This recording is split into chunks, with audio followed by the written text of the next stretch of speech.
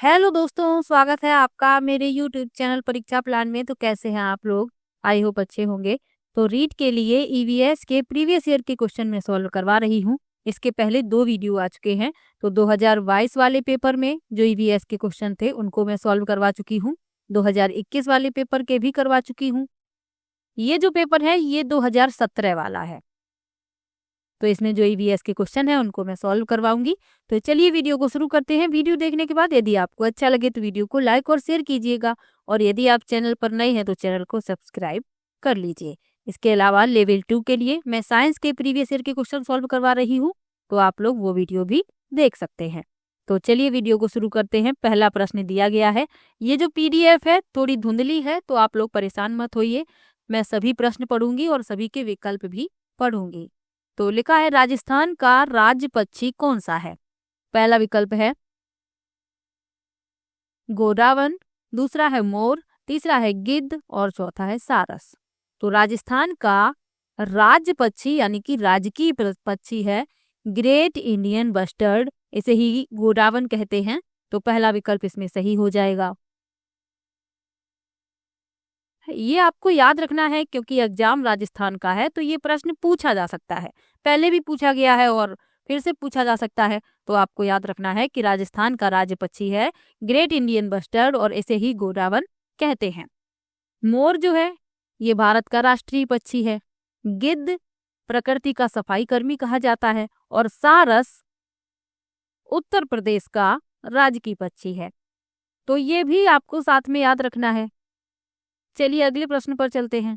लिखा है, निम्नलिखित में से कौन सा सुमेलित है?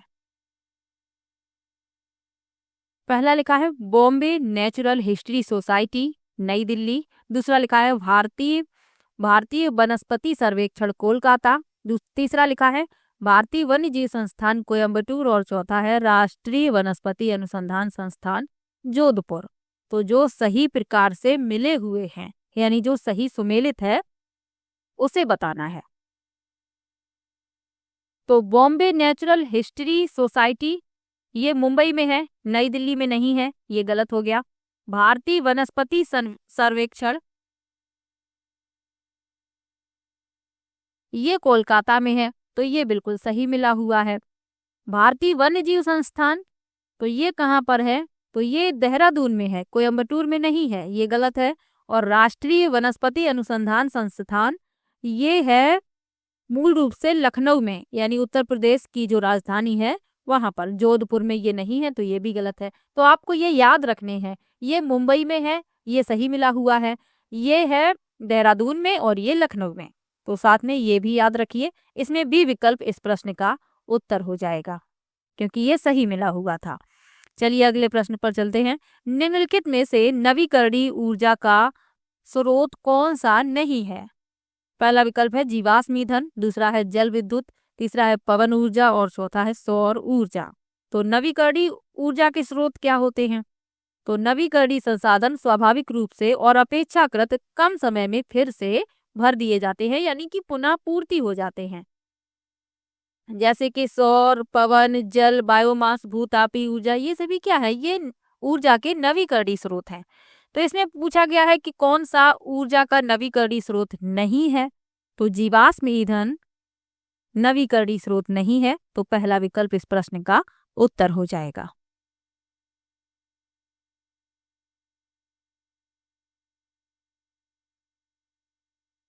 चलिए अगले प्रश्न पर चलते हैं। लिखा है, पारितंत्र शब्द का गठन किसने किया?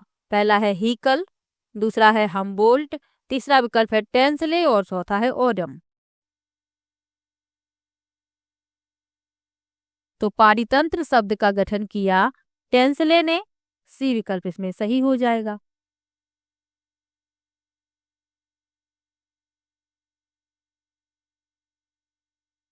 हीकल ने पारिस्थितिकी शब्द दिया था, और ओडम ने आधुनिक पारिस्थितिकी का, यानी ओडम को आधुनिक पारिस्थितिकी का जनक कहा जाता है। तो ये जो ए और डी विकल्प हैं इनके बारे में भी आपको जानना आवश्यक था। इसमें सी विकल्प सही है। अगला प्रश्न दिया गया है, भारत का सर्वाधिक वर्षा वाला स्थान कौन सा है? पहला है बेंगलुरु, दूसरा है मैसूर, तीसरा है श्रीनगर, और चौथा है मासिन राम। तो भारत का सर्वाधिक वर्षा वाला स्थान है मासिनराम, डी विकल्प इसमें सही है। ये कहाँ पर है? तो ये भारत के मेघालय राज्य में है। अगला प्रश्न देखते हैं। पर्यावरण के जैविक घटक में सम्मिलित है। पहला विकल्प लिखा है भूमि, दूसरा है वायु, तीसरा है पौधे और चौथा है जल।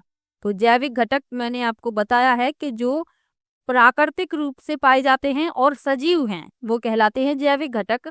तो पौधे जैविक घटक हो जाएंगे, सी विकल्प इसमें सही हो जाएगा। अगला प्रश्न है, मीना माता रोग का संबंध किससे है?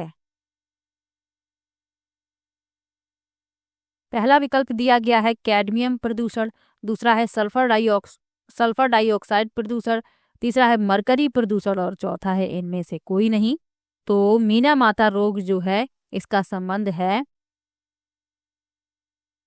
पारा विषाक्तता यानी कि मरकरी प्रदूषण, सी विकल्प इसमें सही हो जाएगा।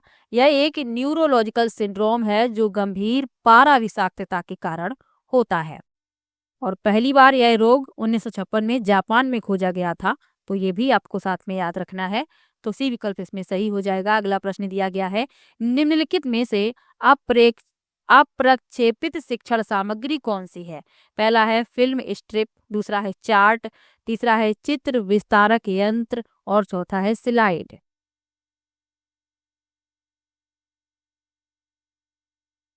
तो अप्रक्षेपित शिक्षण सामग्री क्या होती है? तो वे सहायक सामग्री जिनका उपयोग बिना किसी प्रक्षेपण के किया जाता है। इनकी निम्नलिखित विशेषताएं होती हैं। ये अमूर्त विचारों का अधिक यथार्थवादी स्वरूप में अनुवाद करती हैं।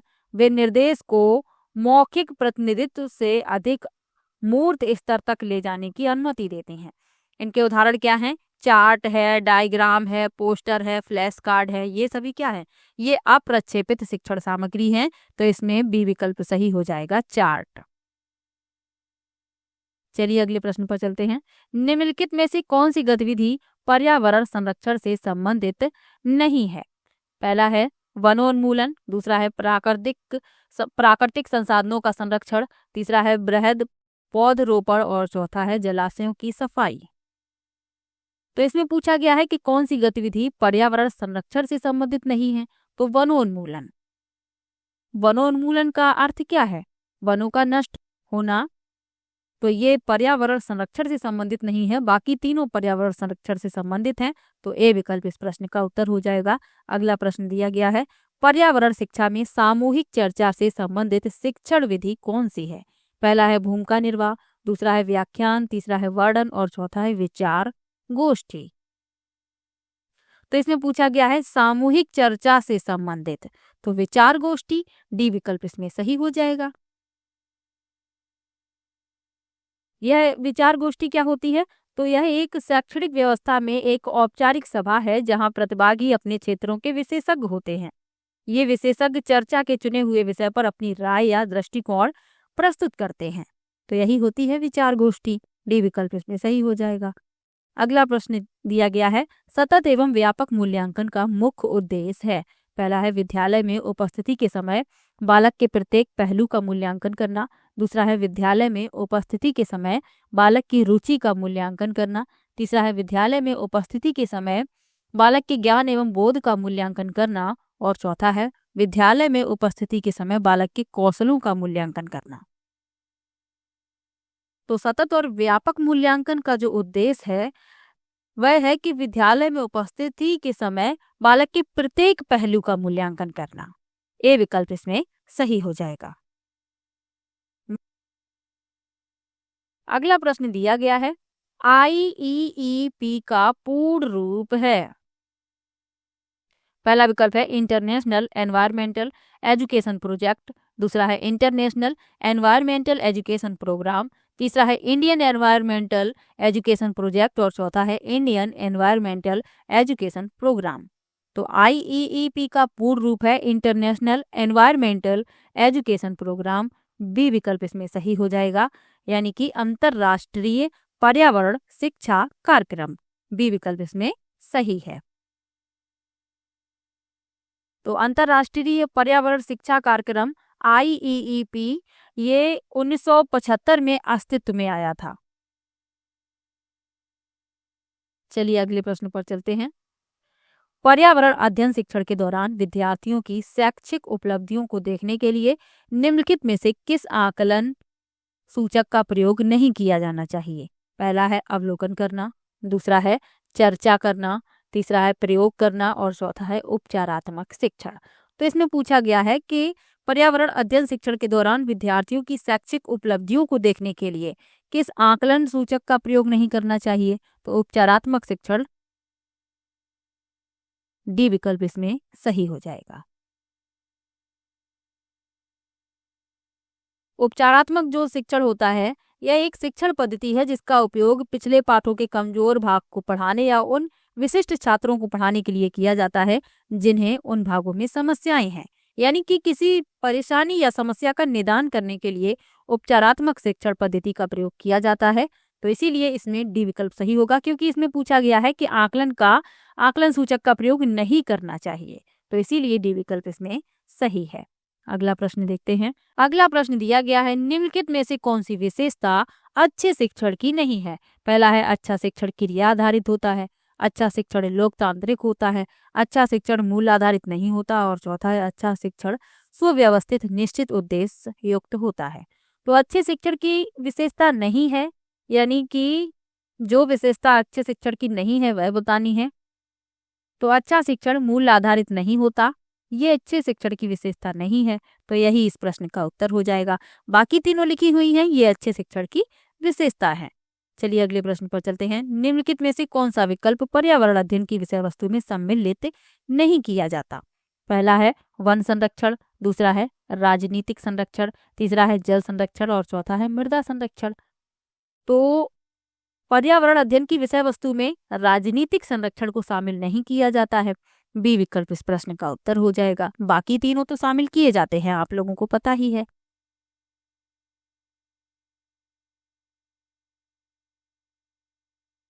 अगला प्रश्न दिया गया है, निम्नलिखित में से कौन सा नियम अधिगम के प्रयास एवं त्रुटि सिद्धांत से संबंधित नहीं है? पहला है पुनर्बलन का नियम, दूसरा है तत्परता का नियम, तीसरा है अभ्यास का नियम और चौथा है प्रभाव का नियम। तो प्रयास एवं त्रुटि जो सिद्धांत है वह दिया है अमेरिकी वैज्ञानिक थार्नडाइक ने, और इन्होंने इस सिद्धांत के आधार पर 3 नियम बताए हैं। कौन कौन से? तत्परता का नियम, अभ्यास का नियम, प्रभाव का नियम।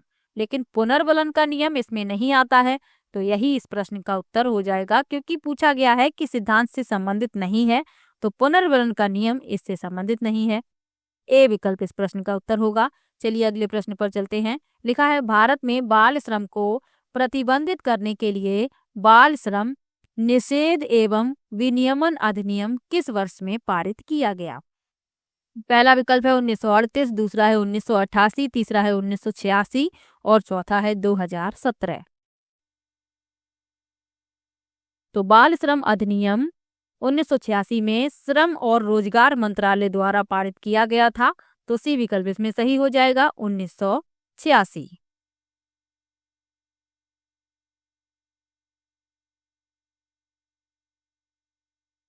अगला प्रश्न है, भारत में लड़कियों एवं लड़कों की विवाह की न्यूनतम कानूनी आयु क्या है? पहला विकल्प दिया गया है 16 वर्ष एवं 18 वर्ष, दूसरा है 18 वर्ष एवं 21 वर्ष, तीसरा है 18 वर्ष एवं 18 वर्ष और चौथा है 21 वर्ष एवं 21 वर्ष। अब ये जो पेपर है ये है 2017 वाला, तो तब ये प्रश्न पूछा गया था, तो तब विवाह की जो उम्र थी, न्यूनतम आयु, वह थी लड़की की थी 18 वर्ष और लड़के की थी 21 वर्ष। यानी कि उस समय जब ये प्रश्न पूछा गया था, तो इसमें बी विकल्प सही हो जाएगा। अब 2021 में केंद्र सरकार ने पुरुषों के बराबर महिलाओं के लिए कानूनी विवाह की आयु 18 से बढ़ाकर 21 कर दी है, ये आप लोगों को जानकारी होगी। तो अब यदि ये प्रश्न पूछा जाएगा तो इसमें डी विकल्प सही होगा।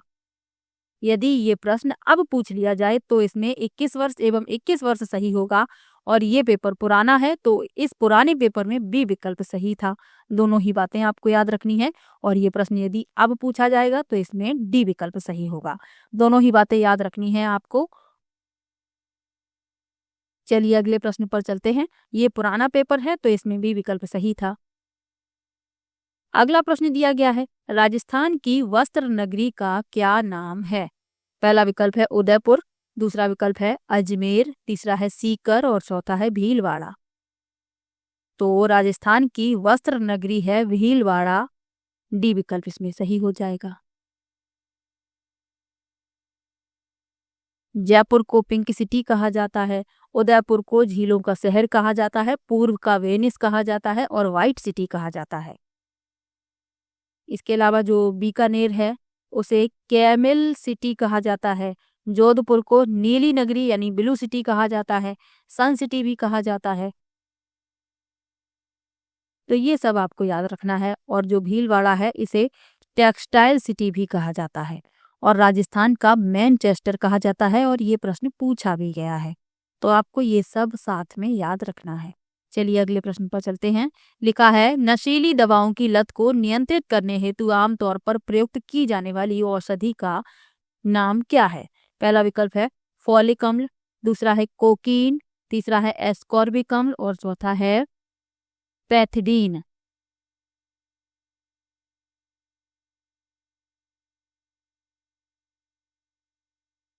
तो एस्कॉर्बिक अम्ल जो है यह खट्टे फलों में पाया जाता है, विटामिन सी से समृद्ध होता है ये।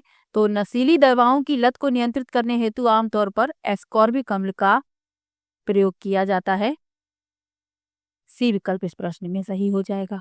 अगला प्रश्न है, निम्नलिखित में से कौन सा 100% खुले में शौच मुक्त राज्य है? पहला विकल्प है आंध्र प्रदेश, दूसरा है असम, तीसरा है केरल और चौथा है तमिलनाडु। तो 100% खुले में शौच मुक्त राज्य बना था केरल, सी विकल्प इसमें सही हो जाएगा।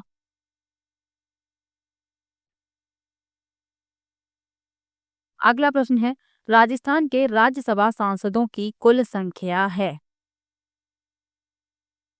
पहला विकल्प है 10, दूसरा है 25, तीसरा है 35 और चौथा है 20।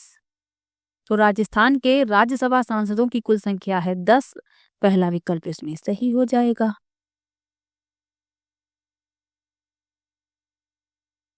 अगला प्रश्न है, नायलॉन का आविष्कार किसने किया? पहला है मेल्विन कैल्विन, दूसरा है वालेस कैरुथर्स, तीसरा है रॉबिन हिल और चौथा है पीटर मिसेल।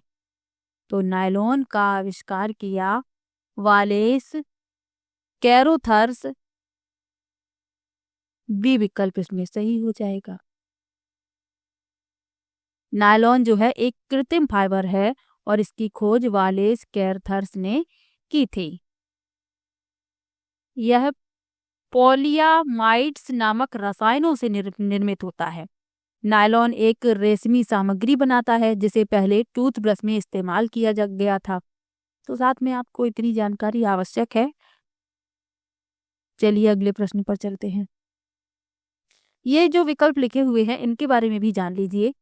मेल्विन कैल्विन तो ये नोबेल पुरस्कार विजेता हैं और ये भौतिकी के प्रोफेसर थे और इन्हें प्रकाश संश्लेषक प्रक्रिया के रसायन विज्ञान को स्पष्ट करने के लिए 1961 में नोबेल पुरस्कार से सम्मानित किया गया था। तो ये इतना आपको याद रखना है। रॉबिन हिल, तो रॉबिन हिल को रॉबर्ट हिल के नाम से भी जाना जाता है और यह एक ब्रिटिश प्लांट बायोकेमिस्ट थे। और पीटर मिसेल, तो पीटर डेनिस मिसेल एक ब्रिटिश जीव रसायन ज्ञानी थे। इतनी जानकारी आपको आवश्यक है। अब चलते हैं अगले प्रश्न पर। निम्नलिखित में से कौन सा राजस्थान से संबंधित नहीं है? पहला है बेड़ेश्वर मेला, दूसरा है पुष्कर मेला, तीसरा है खेजड़ली मेला और चौथा है माघ मेला। तो राजस्थान से संबंधित नहीं है माघ मेला, तो डी विकल्प इस प्रश्न का उत्तर हो जाएगा। माघ मेला जो है यह उत्तर प्रदेश के प्रयागराज में आयोजित 45 दिनों तक चलने वाला कार्यक्रम है। यह मकर संक्रांति से शुरू होकर हर साल शिवरात्रि को समाप्त होता है। तो यह प्रयागराज में आयोजित किया जाता है माघ मेला। इसका संबंध राजस्थान से नहीं है। अब जो और मेले लिखे हुए हैं इनके बारे में जान लीजिए। तो बेड़ेश्वर मेला राजस्थान के डूंगरपुर जिले में आयोजित एक लोकप्रिय आदिवासी मेला है। पुष्कर मेला, तो पुष्कर मेला जो है, पुष्कर मेले को पुष्कर ऊंट मेला या स्थानीय रूप से कार्तिक मेले के रूप में भी जाना जाता है और यह राजस्थान के अजमेर जिले के पुष्कर शहर में आयोजित किया जाता है। तो ये इतना आपको याद रखना है। खेजड़ली मेला, तो यह मेला जोधपुर शहर से लगभग 28 किलोमीटर दूर सरदार समंद रोड पर स्थित है। ये जो मेला है यह सरदार समंद रोड पर स्थित है, खेजड़ली मेला। तो इन सब के बारे में आपको याद रखना है। चलिए अगले प्रश्न पर चलते हैं। भारत में प्रथम रेलगाड़ी की शुरुआत कब हुई? पहला विकल्प है 1920, दूसरा है 1856, तीसरा है 1853 और चौथा है 1959। तो भारत में पहली यात्री ट्रेन 1853 में इसकी शुरुआत हुई। सी विकल्प इसमें सही हो जाएगा। यह मुंबई से ठाणे के लिए शुरू की गई थी।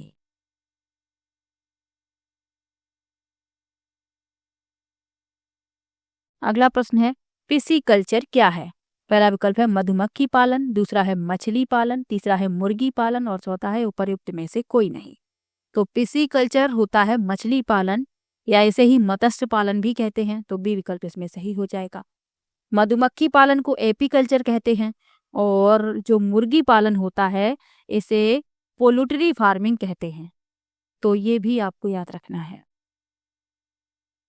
अगला प्रश्न है झामर कोटड़ा खदान प्रसिद्ध है? पहला विकल्प है तांबा, दूसरा है रॉक फास्फेट, तीसरा है जिंक और चौथा है यूरेनियम। तो झामर कोटड़ा खदान प्रसिद्ध है रॉक फास्फेट के लिए। बी विकल्प इसमें सही हो जाएगा। अगला प्रश्न है निम्नलिखित में से कौन सा संक्रामक रोग है? पहला है मधुमेह, दूसरा है हृदयघात, तीसरा है उच्च रक्तचाप और चौथा है डिप्थीरिया। तो संक्रामक रोग से तात्पर्य उन रोगों से है जो एक व्यक्ति से दूसरे व्यक्ति में सीधे संचारित होते हैं। इन्हें संचारी रोग भी कहा जाता है। तो जो डिप्थीरिया है यह संक्रामक रोग है और जीवाणु संक्रमण से ये होता है। डी विकल्प इस प्रश्न का उत्तर हो जाएगा। अगला प्रश्न है निम्न में से कौन सा परीक्षण एचआईवी से प्रत्यक्ष संबंधित है?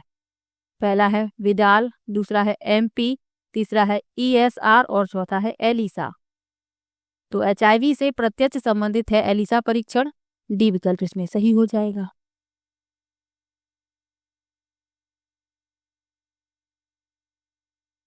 और जो विकल्प लिखे हुए हैं, जो विडाल है ये होता है, इसे वाइडल टेस्ट टाइफाइड यानी जिसे टाइफाइड होता है तब ये परीक्षण किया जाता है। एमपी तो ये मलेरिया परजीवी परीक्षण है और ईएसआर तो यह लाल रक्त कणिका अवसादन दर के लिए है।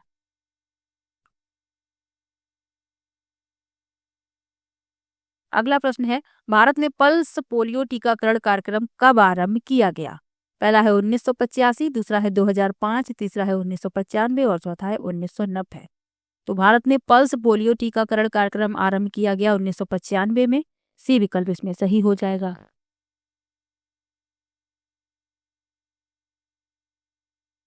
तो ईवीएस के 30 प्रश्न मैंने सॉल्व करवा दिए हैं।